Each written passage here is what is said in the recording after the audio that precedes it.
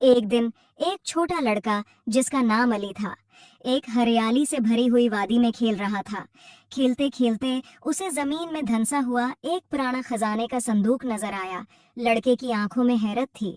वो झुककर संदूक के करीब आया और एहतियात से उसका ढक्कन खोलने लगा। जब लड़के ने संदूक का ज़ंग आलूद ढक्कन उठाया तो उसमें से एक सुनहरी रोशनी निकली और चारों तरफ फैल गई। लड़का हैरत और तजस्सुस से भर गया और उसकी आंखों में हैरत की चमक थी।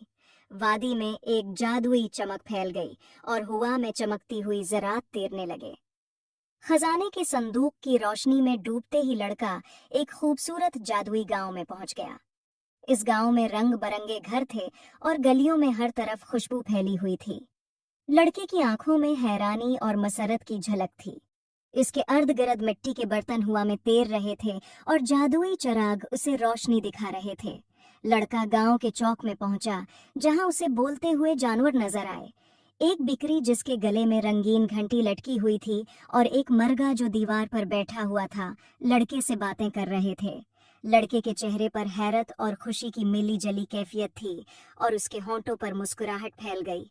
लड़का जादुई गांव के एक बाजार में घूमने लगा, जहां जादुई चीजें फरोख्त हो रही थीं। फल चमक रहे थे, कपड़े हवा में तैर रहे थे और खिलौने बातें कर रहे थे।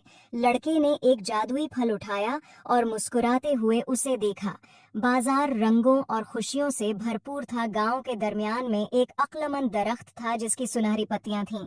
लड़का दरख्त के सामने खड़ा था और दरख्त उसे बहादुरी और नरमी का कीमती सबक सिखा रहा था। लड़के के चेहरे पर गौर व फिक्र की झलक थी। वो दरख्त की बातें गौर से सुन रहा था और गांव का माहौल पुरस्कून और खामोश था। आखिरकार लड़का वापस इसी वादी में पहुंच गया जहां वो खेल रहा था। खजाने का संदूक अभी भी चमक रहा था। लड़के के चेहरे पर इत्मीनान और सुकून था, क्योंकि उसने जो सबक सीखा था वो इसकी जिंदगी का हिस्सा बन चुका था। वो आहिस्ता से संदूक बंद करता है और उफक की तरफ देखकर मुस्कुराता है। अब वो नए अज़्म के साथ अपनी जिंदगी का सफर आगे बढ़ाने को तैयार है।